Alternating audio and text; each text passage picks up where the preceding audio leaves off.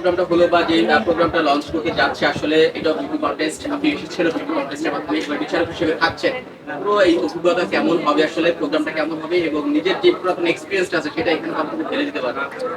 আমি আসলে ওইটাই মানে এর আগেও একটা প্যাজেন্টে যাচ্ছিলাম আমি, যেটা চ্যানেল আইয়ের ছিল, fair and handsome, handsome the ultimate man. ওখানে একবার আমি যাচ্ছিলাম, কিন্তু তো তখন একদম প্রাথমিক বাছাইয়ের সময় আমরা রাজশাহীতে, সিলেটে, আরো কয়েক জায়গায় আমরা গিয়েছিলাম। তো এবার আসলে এক্সপিরিয়েন্সটা আমার মনে হয় ডিফারেন্ট হবে। আর আমিও যেহেতু একটা বিউটি প্যাজেন্ট থেকে আসলে এসেছি, আমি চেষ্টা করব, এবং আমার পুরো মানে আমি বলবো আমি বেসিক লার্নিং আমার আসলে আমার লাক্স চ্যানেল সুপারস্টার থেকে আমার হয়েছে।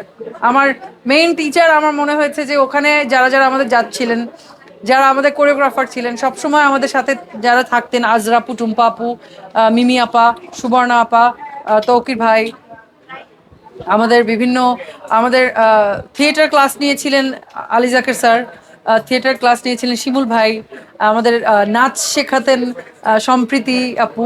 তো আমার মনে হয়েছে যে আমরা ওখানে মানে ম্যানারিজমের ক্লাসও করেছি।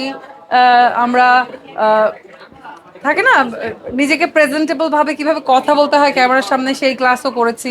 মানে ফুল গ্রুমিং হয়েছে আমাদের ওখানে।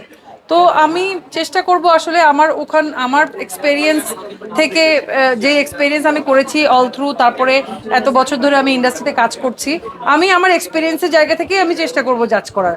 আর তাছাড়া আমাদের অন্য অন্য সিনিয়র, অন্তু ভাই তো আছে, অন্তু ভাই আছে, সোহাগ ভাই আছে, যারাদের আগে এক্সপেরিয়েন্স আছে, ওনারা তো আছে, নিশ্চয়ই আমি ওনাদের কাছ থেকেও হেল্প নেবো। চেষ্টা করবো আর কি। শেখার অভিজ্ঞতাটা একরকম, শেখানোর অভিজ্ঞতাটা একরকম। গত 13 বছর, 11 থেকে লাস্ট 13 বছরে অনেকটা অভিজ্ঞ হয়েছে।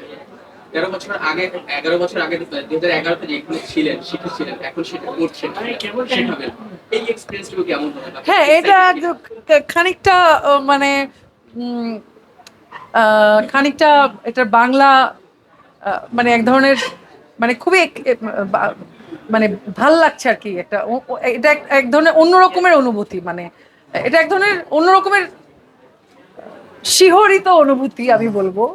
আহ, কারণ যেই জিনিস আমি আসলে 2011-তে আমি শিখে এসেছি, সেটা আমাকে এখন শেখাতে হবে। তো এটা এক ধরনের চ্যালেঞ্জও বলতে পারেন। যদি আমি আমি কে মানে জাজ করার আমি কেউ না, আমি চেষ্টা করব আসলে, আমি চেষ্টা করব যে আহ, আমার যে এক্সপেরিয়েন্সটুকু হয়েছে গত 13-14 বছরে, সেই এক্সপেরিয়েন্স থেকে ওই এক্সপেরিয়েন্সের জার্নিটা আসলে ওদেরকে পুশ করার, এবং মানে ওই এক্সপেরিয়েন্সটা থেকে ওদেরকে ইন্সপায়ার করার। আমার মনে হয় যে আসলে জাজ করার চেয়ে আমি যদি ওদেরকে বেশি ইন্সপায়ার করতে পারি, তাহলে আমার কাছে মনে হবে যে মানে আমার ভালো লাগবে যে আমি আহ, বেশ কিছু মানুষকে, বেশ কিছু মেয়েকে আমি ইন্সপায়ার করতে পারছি। আমার কাছে ওইটা আসলে মানে বেটার। প্রতিযোগিতায় অংশ নেওয়া থেকে প্রতিযোগিতায় বিজয়ী হওয়া পর্যন্ত একটা জার্নি ফেজ থাকে এবং বিজয়ী হওয়ার পরে হয়ে যায় আরেকটা ফেজ বা আরেকটা যুদ্ধ নামে। যেহেতু 13 বছরের একটা অভিজ্ঞতা আছে, এই জায়গাটুকু প্রতিযোগিতা কিভাবে কাজে লাগাতে পারবে আপনার কাছ থেকে, এবং আপনি তাদেরকে কিভাবে সহযোগিতা করতে পারবেন এই জায়গায়? আমি আসলে ওইটাই ওইভাবে সব মানে বললাম তো, আমি আমার এক্সপেরিয়েন্স শেয়ার করে ওদেরকে সহযোগিতা করতে পারবো। এর বাইরে আসলে আমার কাছে মনে হয় আমার যোগ্যতা এখনো ওইরকম হয় নাই। আহ,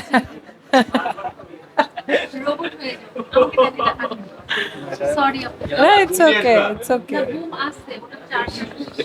তো ওই ওই আমি আসলে আমার এক্সপেরিয়েন্সটা থেকেই ওদেরকে জাজ করার চেষ্টা করব। আর জাজমেন্ট তো আসলে কিছু না, আর জাজমেন্টের চেয়ে আমার মনে হয় আসলে কারা আসলে ইন্ডাস্ট্রিতে কাজ করতে চায়, যারা আসলে থাকতে চায় ইন্ডাস্ট্রিতে, আসলে ওদের ফুটনোট রেখে যেতে চায়, জাস্ট এসে বিউটি প্যাজেন্টে কুইন হয়ে চলে গেলাম, আমার শখ মিটে গেল, মানে এমন না হয়ে যেন আসলে তাদের ট্যালেন্ট থেকে বা তাদের যেই ইন্টেলিজেন্স থেকে যেন এই ইন্ডাস্ট্রিকে কন্ট্রিবিউট করার জন্য কিছু থাকে, আমি এটা চেষ্টা করব। কাজের ব্যস্ততা কি নিয়ে এখন, যদি একটু কাজ ক্ষেত্রে যাই, কি নিয়ে ব্যস্ত আছেন বা সামনে কোনো মুভি আসছে? হ্যাঁ, নয়া মানুষ রিলিজ হচ্ছে, এ মাসেই খুব শীঘ্রই আমি আগেও একবার বলেছি এ মাসেই রিলিজ, মানে এ মাসেই রিলিজ। আমাদের অলরেডি প্রমোশনাল কন্টেন্টগুলো আমরা চলছে, খুব তাড়াতাড়ি আপনারা আসলে ডেট, রিলিজ ডেট পাবেন এবং আম, আশা করছি আপনারা সাথে থাকবেন। সবসময় আপনারা আমার সাথে ছিলেন। আজ পর্যন্ত আপনাদের সাথে আমার কোনো ঝামেলা হয় নাই, মানে সবসময় আপনারা আমার কাজ ভালোবাসছেন এবং আমার কাজকে প্রমোট করছেন। আমিও চেষ্টা করছি সুন্দর করে কথা বলা উচিত, করছেন না। একটা বিষয় জানার ছিল, নায়িকারা মানে এই মাইক টাইম করতেছে ভাই।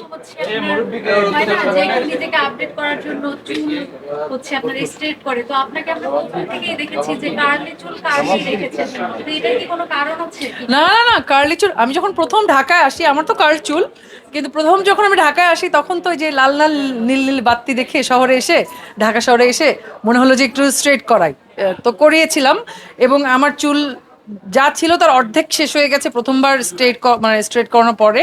তারপর থেকে আমি আসলে মানে ইন্সপিরেশন পাই না, বা আমি আমার কাছে মনে হয় আমার ন্যাচারাল যে কার্লটা ওটাই বেশি সুন্দর।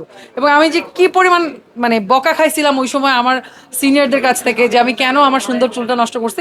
একবারই করছি, মানে একবারই জীবনে স্ট্রেট করিয়েছিলাম, তারপরে আর কখনো করানো হয়নি এবং আমি আর করতেও চাই না। আমার মনে হয় যে সবার বেশিরভাগ মানুষের চুল তো স্ট্রেট থাকে, আমারটা একটু ডিফারেন্ট, একটু কার্লি।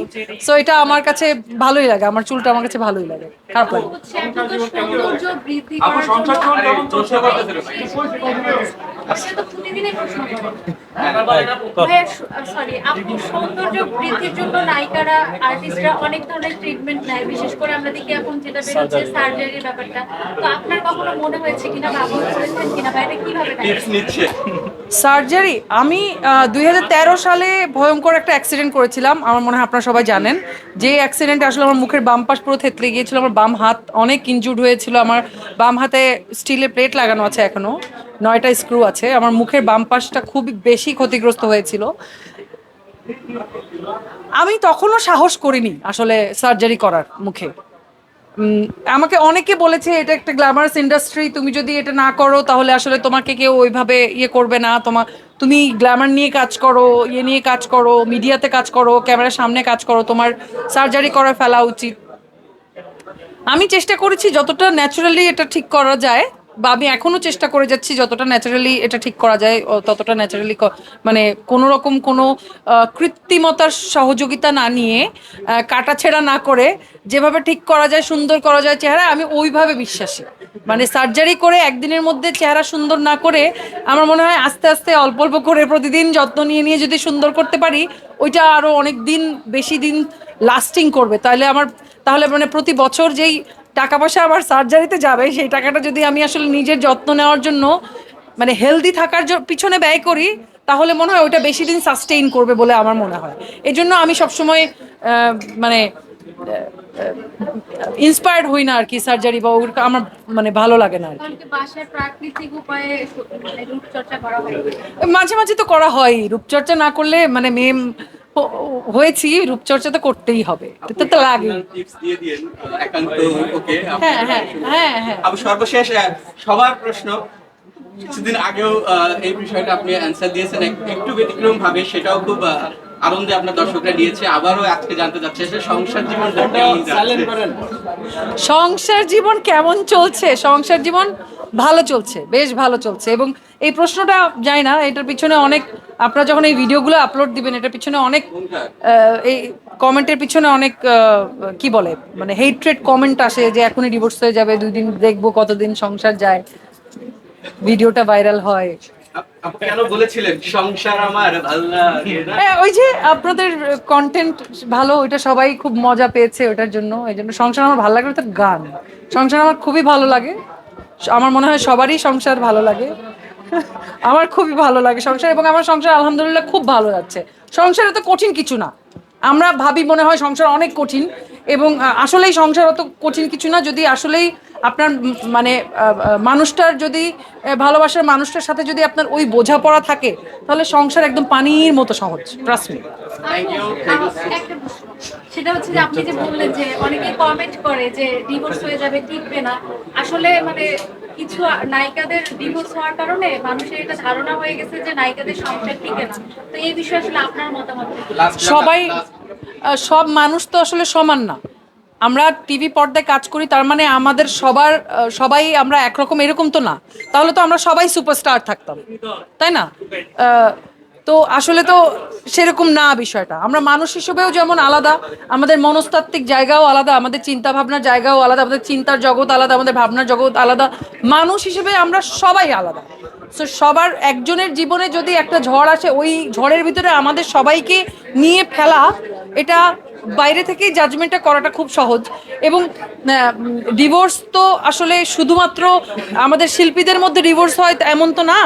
এখন তো ডিভোর্স একটা, মানে আমি জানি না, ডিভোর্স মানে আমাদের চেয়ে শিল্পীদের, মিডিয়ার মানুষজনের চেয়ে বাইরের মানুষের আমার মনে হয় বেশি হয়।